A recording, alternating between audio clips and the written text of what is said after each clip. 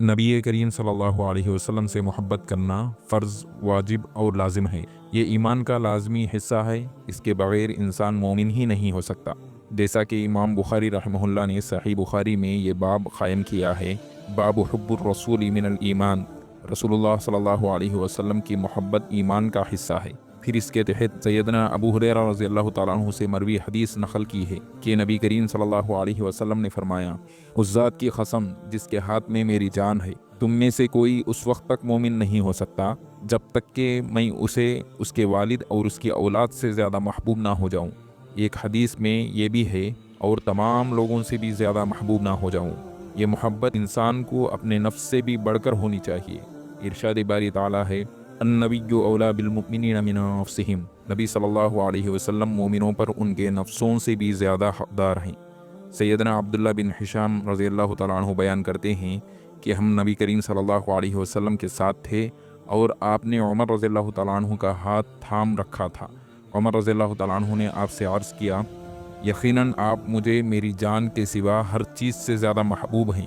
آپ صلی اللہ علیہ وسلم نے فرمایا، نہیں، اس ذات کی قسم جس کے ہاتھ میں میری جان ہے، تیرا ایمان کامل نہ ہوگا یہاں تک کہ میں تجھے تیری جان سے بھی زیادہ پیارا نہ ہو جاؤں۔ اس پر عمر رضی اللہ تعالیٰ عنہ نے کہا، اللہ کی قسم، بلا شبہ آپ مجھے میری جان سے بھی زیادہ پیارے ہیں۔ آپ صلی اللہ علیہ وسلم نے فرمایا، اے عمر، اب جا کر بات بنی۔ مذکورہ آیت اور احادیث سے یہ بات واضح ہو جاتی ہے کہ نبی کریم صلی اللہ علیہ وسلم کی محبت واجب اور فرض ہے۔